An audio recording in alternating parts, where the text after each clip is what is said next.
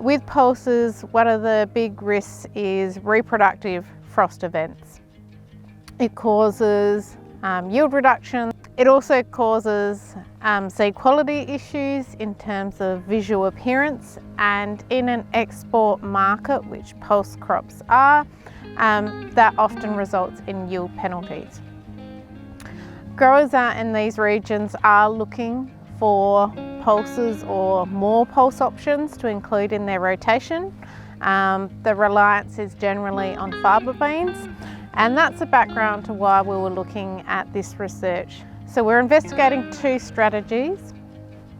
The first being frost mitigation, where we're using mixed species cropping. So we're using intercropping, whereby we're growing two species together with two different height species. So we've got our premium lentil crop, which is a short growing crop, and we're trying to create a canopy over top of that to protect it from the frost with things like canola and faba bean. And our frost avoidance strategy is focused around delay sowing, so pushing those reproductive phases out of that frost risk. With doing that, we then move the crop into a heat risk scenario. Chickpeas are one of our few pulse crops we grow in the southern region that are better adapted to heat stress. With the delay sowing work, we've been seeing some of the northern adapted germplasm in the chickpeas yielding just as well from that delay sowing compared to what we would consider a standard sowing practice. So depending on the break, end of May through to June for chickpeas here. So I think that's really promising, is that there is options for growers to use a delay sowing strategy with chickpeas to avoid those frost events. Where they may use it in their system is if there's a delay start to the season and they're looking for a late sowing option in their program. Delay sowing their chickpeas certainly has a fit, or in the event of a poor establishment where they need to come back in and re-sow. The third option is they're looking for that alternate pulse in their system. Delay sowing a chickpea may be an option for them.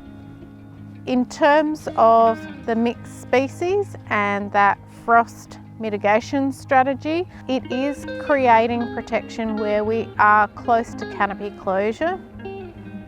So that's been really successful in terms of creating that canopy to protect the lentils. With our treatments, we are getting what we call over yielding. So we're getting more grain per hectare from the overall mix than we would be if we were to grow them separately.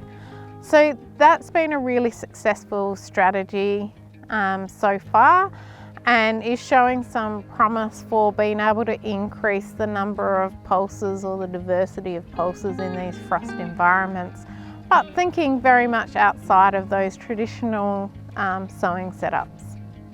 This is our last field season this year, so we'll be wrapping up the results at the end of this growing season and making sure those final reports, including all the gross margins and financial figures, are coming out to growers in early 2024. Intercropping is always an interesting one. We do need to do a little bit more work around supporting growers in terms of things like herbicide packages and cleaning and some of those secondary benefits of those systems. So we're confident in these strategies, particularly around the intercropping one. There's been plenty of work, research work, to show that those systems do work. It's more than supporting growers to adopt those systems and putting more effort into understanding those secondary benefits.